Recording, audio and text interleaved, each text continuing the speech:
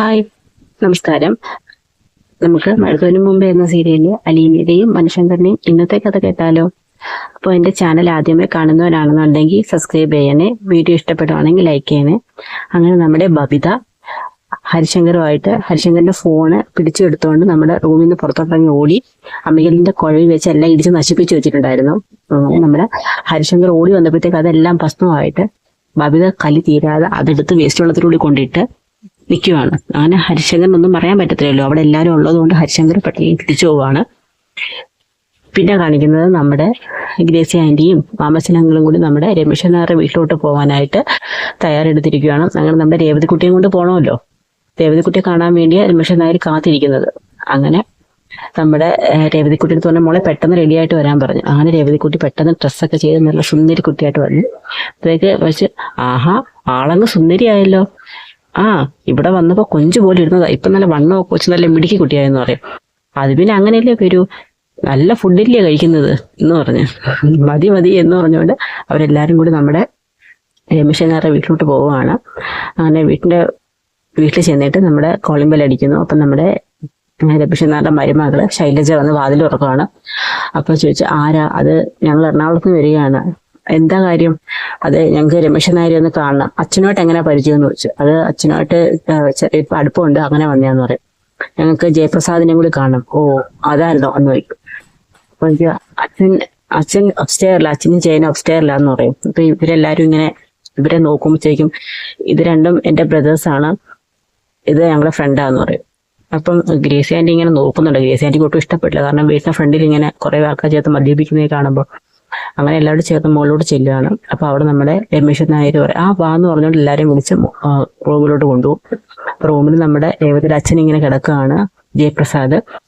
അപ്പോൾ ജയപ്രസാദ് ഇങ്ങനെ കണ്ട് എന്ത് വെയ്യല്ലേ എന്നൊക്കെ പറഞ്ഞ് ഇവരെ ജയപ്രസാദിനോട് സംസാരിക്കുകയാണ്. അപ്പൊ നമ്മുടെ രേവതിക്കുട്ടി ഇങ്ങനെ ഗ്രേസിയുടെ സാരിയുടെ തുമ്പിനിടയ്ക്ക് വിളിച്ചിരിക്കുകയാണ്. ബാമോളെ എന്ന് പറഞ്ഞ് വിളിക്കും, കൈകാട്ടി വിളിക്കുമ്പോഴത്തേക്ക് നമ്മുടെ രേവതിക്കുട്ടി പരിചയമൊന്നും ഇല്ലല്ലോ, പേടിച്ച് ഇങ്ങനെ മുമ്പോട്ട് വരികയാണ്. അങ്ങനെ രേവതിക്കുട്ടി ഇങ്ങനെ അവിടെ അച്ഛൻ മകളാണെന്ന് അച്ഛൻ അറിയാം, പക്ഷെ മകൾക്കറിയില്ലല്ലോ. അങ്ങനെ ഇങ്ങനെ നോക്കുന്നു, കയ്യിലൊക്കെ പിടിച്ച് സംസാരിക്കുകയാണ്. കുറച്ചു നേരമൊക്കെ സംസാരിക്കുന്നു. അപ്പോഴൊക്കെ നമ്മുടെ ഗ്രേസി ആന്റിക്ക് നല്ല ടെൻഷൻ ഉണ്ട്, എന്തെങ്കിലും പറയുമോ എന്നൊക്കെ. അങ്ങനെ നമ്മുടെ രേവതിക്കുട്ടി അച്ഛനും അമ്മയും ഇങ്ങനെ നോക്കിയൊക്കെ സംസാരിക്കുന്നു. അതിനുശേഷം രമേശൻ നായർ പറയുന്നു, ഞാൻ ജോലിക്കാരോട് കുടിക്കാൻ എന്തെങ്കിലും എടുക്കാൻ അയ്യോ ഒന്നും വേണ്ട, അതൊന്നും പറഞ്ഞാൽ പറ്റത്തില്ല, ഇത്രയും ദൂരം വന്നേയില്ലേ, എന്തെങ്കിലും ഒന്നും കുടിക്കാതെ എങ്ങനെ പോകുന്നത്.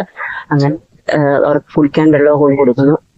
അതിനുശേഷം മാമച്ചാൻ പറയുന്നു, ഞങ്ങൾക്ക് പെട്ടെന്ന് പോകണം, ഞാൻ പറഞ്ഞില്ലേ ഞങ്ങൾ ഇച്ചിരി ദൂരെ നിന്ന് അതിരാവിലെ വന്നതാണ്, പിന്നെ ഞങ്ങൾക്ക് രണ്ടുപേർക്കും ഇച്ചിരി അവശതകളൊക്കെ ഉണ്ട്, അതുകൊണ്ട് ഞങ്ങൾക്ക് പെട്ടെന്ന് പോകണം എന്നൊക്കെ ചോദിക്കാം. പെട്ടെന്ന് പോകണം എന്ന് പറഞ്ഞപ്പോൾ രേവതിക്കുട്ടിയെ ഇങ്ങനെ കൈയൊക്കെ ടാറ്റയൊക്കെ കാണിച്ച് തിരിച്ചു പോവാണ്. രേവതിക്കുട്ടി ഇങ്ങനെ ഒന്നും അറിയത്തില്ലല്ലോ, രേവതിക്കുട്ടിയിട്ട് ഇങ്ങനെ കൈകൂപ്പി ഇങ്ങനെ തൊഴുതുണ്ട്, എന്നോട് ക്ഷമിക്കണമെന്ന് പറയുന്നു. രേവതിക്കുട്ടിക്ക് ഒന്നും മനസ്സിലാവുന്നില്ല. അങ്ങനെ എല്ലാവരുടെയും താഴോട്ടിറങ്ങി വരികയാണ്. അപ്പം നമ്മുടെ ശൈലജയും എല്ലാവരും അവിടെ ഇരിപ്പുണ്ട്. അതിനുശേഷം നമ്മുടെ രമേശൻ നായരുടെ അടുത്ത് നമ്മുടെ മാമച്ചാൻ ചോദിക്കുന്നു, എന്നാലും ഇത്രയും വയ്യാത്തൊരവസ്ഥയിലും ഇയാളുടെ വൈഫല്ലേ അത്? അതെ, അതൊന്നും പറയാതിരിക്കുന്ന ഭേദം. എന്താ ഇങ്ങനെ ഈ ഒരു കണ്ടീഷനിലും ഇങ്ങനെയൊക്കെ ഒരു നോക്കാതെ മട്ടിലൊക്കെ ഇരിക്കുന്നതെന്ന് ചോദിച്ചാൽ പറയാം, അതങ്ങനെ ആയ കാലത്ത് അവൻ ചെയ്ത ദുഷ്ടത്തരത്തിന്റെ ഫലമാണ് ഇപ്പൊ അനുഭവിക്കുന്നത്. എന്നാൽ അവളെ നല്ല കാര്യമായിട്ടൊക്കെ കൊണ്ട് നടന്നതാ, രണ്ടുപേരും സുഖിച്ച് ജീവിച്ചതാ, ഉത്തരവാദിത്തമില്ലാതെ ജീവിച്ചതല്ലേ, തിന്നാനും കുടിക്കാനും മാത്രം മതിയായിരുന്നല്ലോ, ഇഷ്ടം പോലെ ആനന്ദം പാടി ജീവിച്ച. ഇപ്പൊ അവനൊരു വയ്യാഴിക വന്നപ്പം അവനെ നോക്കാൻ ഈ ബുദ്ധനായ ഞാൻ മാത്രമേ ഉള്ളെന്ന് പറയും. എനിക്കൊരു പ്രാർത്ഥനയേ ഉള്ളൂ, അവന്റെ കണ്ണടയുന്നതിന് മുമ്പ് എന്റെ കണ്ണടയണം എന്ന് പറയും. പെട്ടെന്ന് അത് കേൾക്കുമ്പോൾ പുള്ളിക്ക് ഭയങ്കര വിഷമാവും അമ്മച്ചാൻ, കാരണം ഈ വയസ്സാം കാലത്തും ഇങ്ങനെ പറയുമ്പോഴേ പുള്ളിക്ക് ഭയങ്കര സങ്കടമാവുന്നുണ്ട്. അങ്ങനെ നമ്മുടെ അമ്മച്ചാൻ പറയും, അതെ, എപ്പോഴും രേവതിക്കുട്ടിയെ കാണണമെന്ന് പറഞ്ഞ് അങ്ങോട്ട് വരരുത്, ഇനി ഇങ്ങോട്ട് കൊണ്ടുവരാനും പറയരുത്, പിന്നെ മകന് തീരെ സുഖമില്ല എന്ന് പറഞ്ഞുകൊണ്ട് മാത്രമാണ് ഞങ്ങൾ രേവതിക്കുട്ടിയെ കൊണ്ട് വന്നത്, അതുകൊണ്ട് ഇനി എപ്പോഴും അവളെ കാണണമെന്നുള്ള ആഗ്രഹം പറയരുതെന്ന് പറയും. അപ്പൊ നമ്മൾ രമേശൻ നായർ പറയും, ഇല്ല ഇനി ഒരിക്കലും ഞാൻ അങ്ങനെ പറയില്ല, എന്റെ മോന്റെ അവസ്ഥ നിങ്ങൾ കണ്ടല്ലോ, അവനൊരു ക്യാൻസർ രോഗിയാണ്, അവന്റെ ദിനങ്ങൾ എണ്ണപ്പെട്ട് കഴിഞ്ഞു. അപ്പൊ അവൻ മരിക്കുന്നതിന് മുമ്പ് എൻ്റെ അടുത്ത് പറഞ്ഞ ഓരോ ആഗ്രഹം ജീവിച്ചിരിക്കുന്ന അവന്റെ മകളെ ഒന്ന് കാണണമെന്ന് മാത്രമാണ്.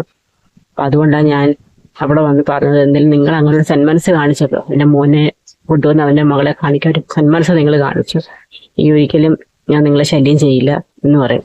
അങ്ങനെ എല്ലാവരും കൂടി യാത്ര പറയുകയാണ്. കാറിൽ കയറിയിരുന്നു നമ്മുടെ ഗ്രേസി ആന്റി അടുത്ത് രേവതിക്കുട്ടി ചോദിക്കുന്നു, ആരാ ആന്റി അത്? അന്ന് അവിടെ വന്ന് അപ്പൂപ്പനല്ലേ, നമ്മൾ എന്തിനാ ഇങ്ങോട്ട് വന്നേന്നൊക്കെ ചോദിക്കുമ്പോൾ അത് ആ അപ്പൂപ്പന്റെ മോന് സുഖമില്ല, അങ്ങനെ ഒന്ന് കാണണമെന്ന് പറഞ്ഞു, അങ്ങനെ വന്നതാന്ന്. അത്രേ ഉള്ളൂ എന്ന് പറയും. വേറൊന്നും ഗ്രേസി ആന്റിക്ക് പറയാൻ പറ്റത്തില്ലല്ലോ. അങ്ങനെ അതിനുശേഷം നമ്മുടെ ബബിത ഇങ്ങനെ റൂമിലിരുന്ന് ദേഷ്യപ്പെടുകയാണ്. എന്നാലും അവന്റെ ഫോണ് ഞാൻ നശിപ്പിച്ചു കളഞ്ഞ, എന്തായാലും ഫോൺ പിടിച്ചു വാങ്ങി വീഡിയോ നശിപ്പിക്കുന്നതിനെക്കാട്ടിലും നല്ലതായി ഫോൺ നശിപ്പിച്ചു കളഞ്ഞു. അതുകൊണ്ട് ഇനി അവനൊരിക്കലും വീഡിയോസ് ഒന്നും എടുക്കാൻ പറ്റത്തില്ലെന്ന് പറയും. എന്നാലും അവന് ഞാൻ ഗോൾഡും ക്യാഷും എല്ലാം കൊടുക്കാമെന്ന് പറഞ്ഞു. എന്നിട്ടും അവൻ അതൊന്നും വേണ്ട, അവന് എന്നെ മതി, ദുഷ്ടൻ, ഇവൻ ഇത്ര ദുഷ്ടനായിരുന്നു എന്നൊക്കെ നമ്മുടെ ബബിത ഇങ്ങനെ പറയുകയാണ്. അപ്പോഴത്തേക്ക് റൂമിന് പുറത്തോട്ട് നമ്മുടെ ഹരിശങ്കർ ഇങ്ങനെ നടന്നു വരുന്നുണ്ട്. അപ്പൊ ബബിത ചോദിക്കും, ബബിത ഇങ്ങനെ പുറത്തോട്ട് ഇങ്ങനെ വരികയാണ്. നീ എന്താണ് എഴുതിയത്? എന്റെ ഫോൺ നശിപ്പിച്ചു കളഞ്ഞ നിന്റെ വീഡിയോസും ഫോട്ടോസും ഒക്കെ നശിച്ചു പോകുന്നു, നീ എന്താണ് എഴുതിയത്? എന്റെ ഈ ഫോണിനകത്തെ ഫോണിനകത്തുനിന്നുള്ള വീഡിയോസ് എല്ലാം ഞാൻ വാട്സപ്പിൽ സേവ് ചെയ്തിട്ടുണ്ട്.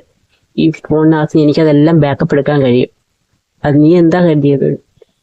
നിനക്ക് എന്നിൽ നിന്ന് രക്ഷപ്പെടാൻ കഴിയുന്നു? ഇല്ലടി, നിനക്ക് ഒരിക്കലും എന്നിൽ നിന്ന് രക്ഷപ്പെടാൻ കഴിയത്തില്ല. ആ ഫോണിനകത്ത് ഞാൻ എല്ലാം ബാക്കപ്പ് എടുക്കും എന്ന് പറയപ്പോൾ നമ്മുടെ ബബിത ഇങ്ങനെ പേടിച്ച് നിൽക്കുകയാണ്. ഇവനതെങ്ങാണ് ഇനി ഇവന്റെ കൈ കിട്ടുമോ, എന്തായിരിക്കും എന്നൊക്കെ പറഞ്ഞ് ഇങ്ങനെ ഇവിടെ തമ്മിൽ സംസാരിച്ചുകൊണ്ട് നിൽക്കുന്നിടത്ത് നമ്മുടെ ഇന്നത്തെ കഥ അവസാനിക്കുകയാണ്. അപ്പൊ ഇനി നമ്മുടെ ഹരിശങ്കർ ഫോണിനകത്ത് നിന്നെല്ലാം വീഡിയോസൊക്കെ ബാക്കപ്പ് എടുക്കുമോ, അത് വെച്ച് ഇനി നമ്മുടെ ബബിത ബ്ലാക്ക്മെയിൽ ചെയ്യുമെന്ന് നമുക്കറിയത്തില്ല. അപ്പൊ ഇനിയുള്ള കഥകളൊക്കെ നമുക്ക് കേൾക്കാം. അപ്പം എല്ലാവർക്കും ഒരു ശുഭദിനം നേരുന്നു.